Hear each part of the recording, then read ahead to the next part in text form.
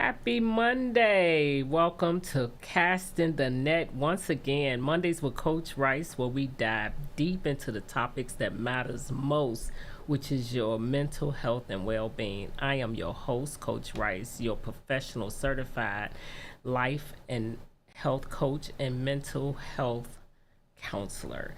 And I just want to give a warm welcome to my special guest, Steve Warmer, a dynamic leader, coach, and a John Maxwell-certified speaker and trainer.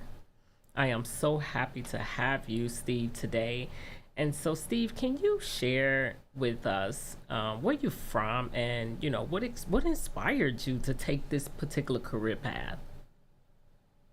Martha, first of all, thank you for having me. It's my honor to be with you and your audience today.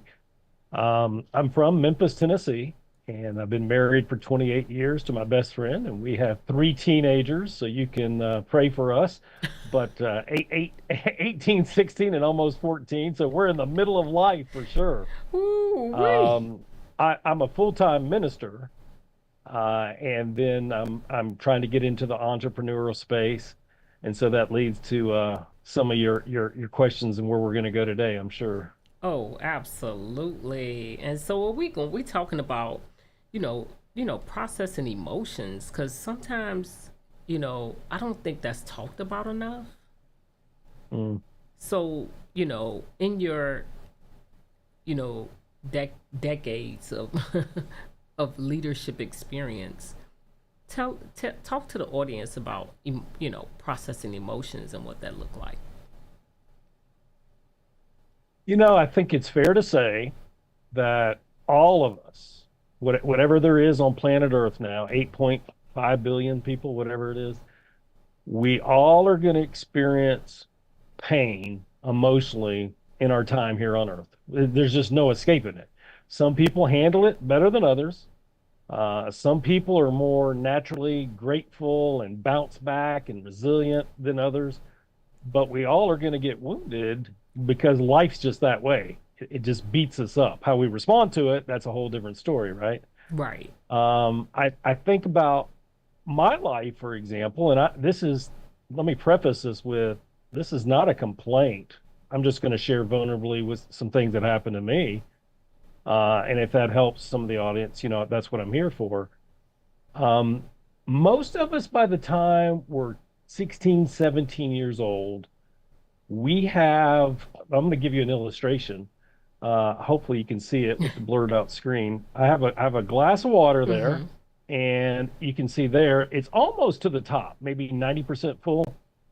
And the glass represents our hearts, and the water in it represents our pain. Ooh.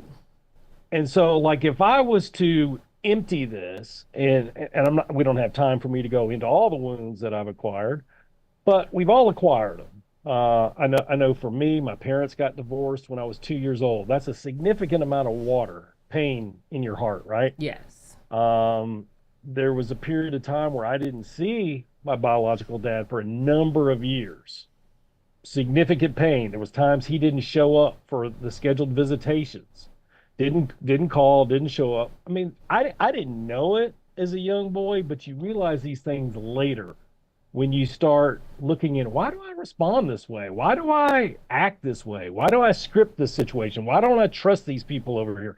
It all can be traced back to the unprocessed emotions of didn't have this person in my life that I needed in my life. And it's not to say you're ungrateful for the people that you do have in your life, but that piece is missing, right? Yes.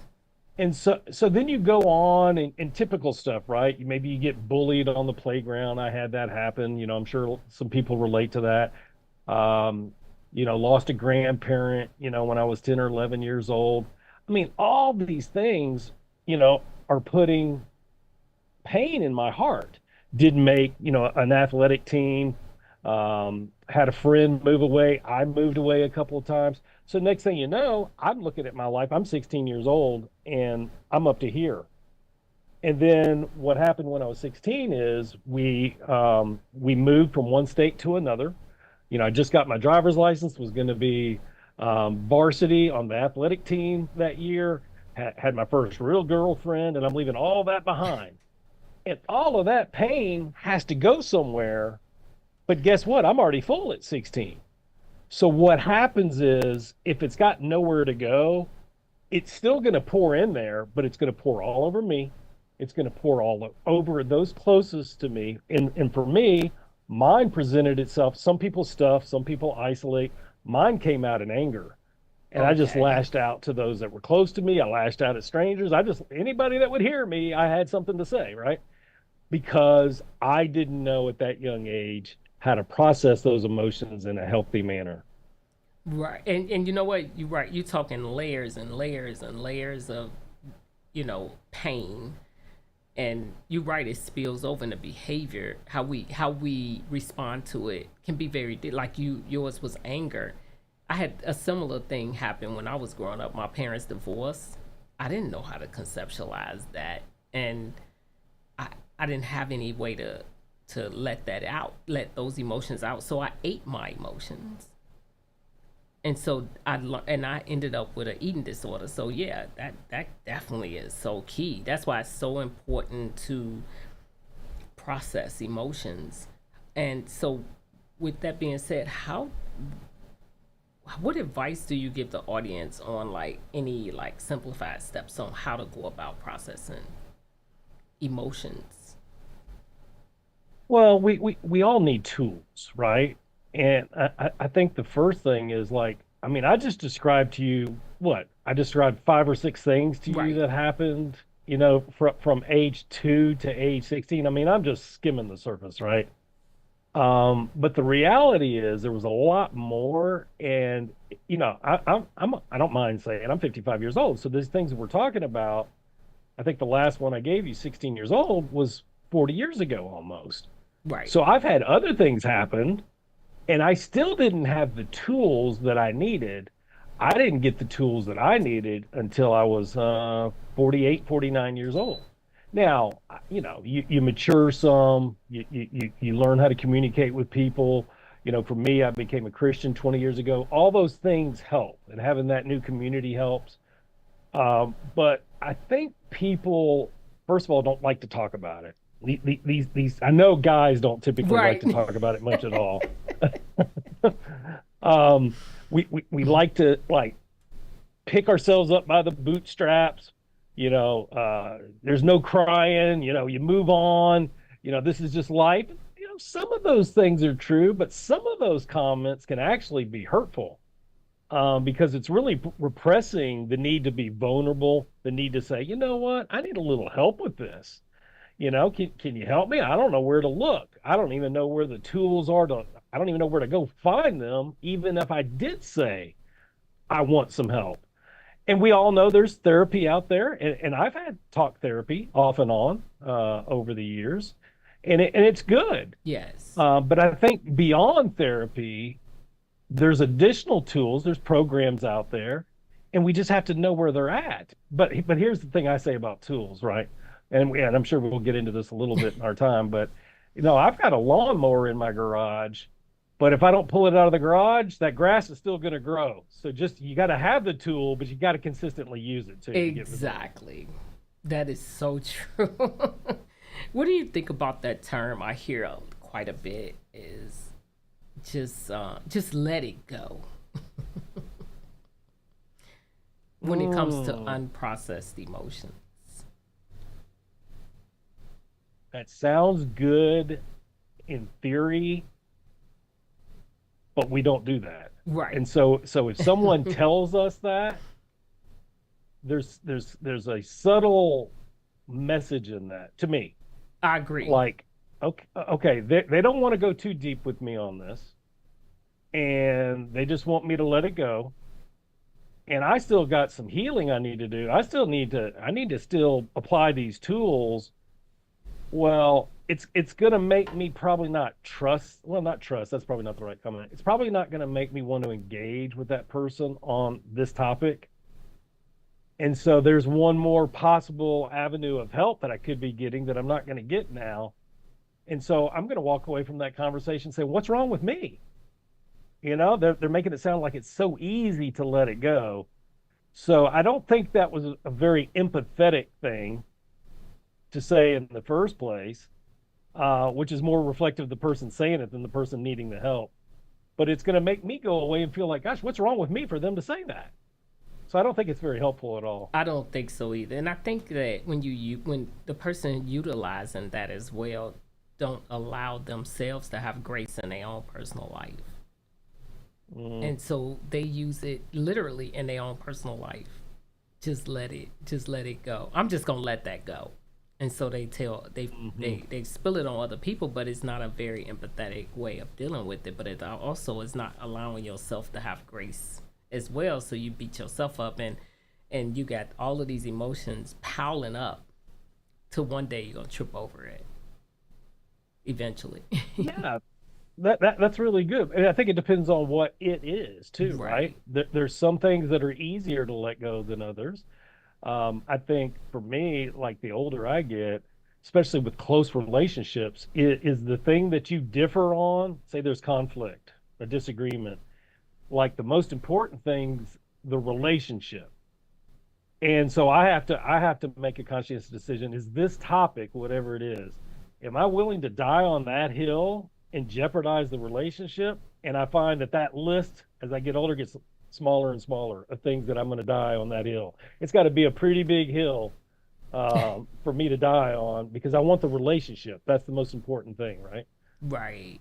And so how do you coach your um, clients when it comes to like dealing with unprocessed emotions Well, I think I'll put on on a high my level? nonprofit.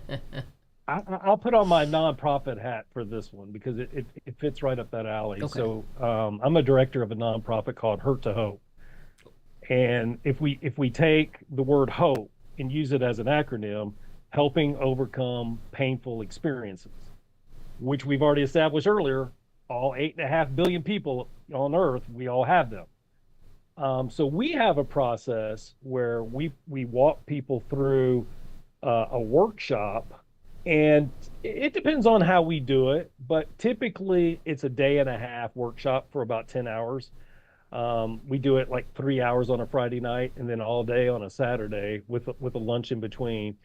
And the teaching segments, depending on how we do them, there's at least 9 teaching modules, sometimes 10, and they all build on each other. And this is a faith-based program, so a lot of teachings from Job's life, Paul's life, and Joseph's life. And then sprinkled in between there, I think it's 4 times, we have some deep inner healing work that the individual does. These workshops, we never know how big they're going to be because sometimes they could be 3, sometimes they could be 30. You just never know. And then we have specialized groups we do them for too. We like to do them for churches. We like to do them for groups of ministers as well. But it can be done, just for a group of 10 people that are interested in doing it. So we typically split the group into smaller groups, and we have trained facilitators that facilitate that inner healing work. And it's absolutely mind blowing the difference between when they come in, and we have them document how they're feeling when they come in, and they don't tell us. They document 3 words to describe how they're feeling coming into the meeting, and you'll get stuff like cautious, anxious, weary, those kind of words. And then we say, just save that. And then at the end of the 10 hours, we ask them to write down the words that they're experiencing now. And it's like refreshed, hopeful, energized. And it's Nice. just night and day. And you can see how powerfully that the Lord worked in that 10 hours together. But it's really transformational work. We've had licensed therapists tell us it's equivalent to weekly counseling for Right. 6 months, at a fraction of the cost, needless to say, because that gets expensive if you were doing that, for 6 months. But I mean, that's the kind of credibility it has, and lives are being changed with it.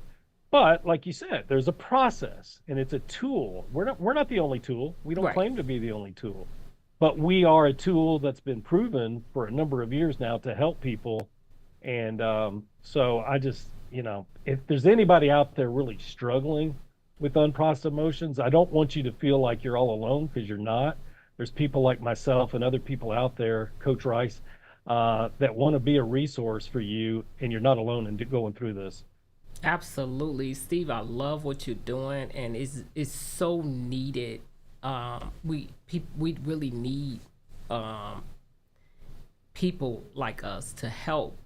It's helping the mental health field actually, because they're so clogged with so many clients that they get a chance. They get a chance to come see you, and you have a faith, not a faith based, but also an evidence based model that you're using for that. And that's what I love the most, because that's something that's a tool that the audience, if they need it, they can definitely reach out to you. I have the contact information in there. So Steve, tell us, like, what do you know what do you have going on moving forward? Well, I closed out 2024 strong. I wrote my first book 2 years, well, goodness, almost 3 years ago now. And I I I told one of my coaches, I said, she was like, I think you've got your next book in you. And I said, "No, I don't even want to talk about writing a book right now." And this was several months ago. And little did I know, that God knew, was I might not have the bandwidth right now to write a book, but I was approached about writing a chapter in a book, a Hmm. co-author project. And that was with Jim Lutz and Jim Britt, as publishers of the Change series. So I wrote a chapter in the most recent edition of that, volume 22, and that came out several weeks ago. So it's still kind of fresh. So I'm really excited about that and the momentum it's given me going into 2025. I'm speaking at a virtual summit next week. I'm going to Dallas to updo my speaker reel next Nice. month, and then I just recorded a basically a faith in family type summit that's coming out in a few days. We've already recorded the material for it. So lots of good things right now. Just super excited. And then what I just described to you are workshops, or Hurt to Hope workshops. We've got a client in the Midwest, that's a specific group of people that we did our first workshop for earlier this year, that we're going to their annual conference. They've invited us to go to their annual conference here in a few months, and then they're bringing us back next year. We're trying to promote it. They're trying to help us promote it to be even more clients there. This is a leadership group. They recognize that their leaders need some healing, and so we're excited about helping those leaders to heal as well. I probably threw too much at you Oh, no, there. no, no, So that's perfect. No, that's what I wanted to know. And so that's what I love about, collaborating with like-minded people like yourself and others, and just to, let people know what's out there, because people don't know what they don't know, they won't reach for. And now they can reach out and see if it's anything that you can do when it comes to unprocessed emotions. It's important to process your emotions, because your behavior, it definitely shows in your behavior. And when you find yourself constantly talking about the pain, that's an indication that you might need to deal with it. And so a lot of times we constantly bring it up, bring it up, bring it up, because it's really daunting on our spirit, and we can't move forward in that type of state with, without getting those emotions, without dealing with those emotions. I had to deal with all of the emotions I was dealing with, and when things come up, I have to deal with it again, deal with other emotions. So mm, I just don't want things to be, you know, floating around in my mind that I need to process, because I lose creativity. And so, I'm so glad you said that. Um, I didn't hear you use the specific word, but the word that came to my mind as you were just describing that was unforgiveness. yes.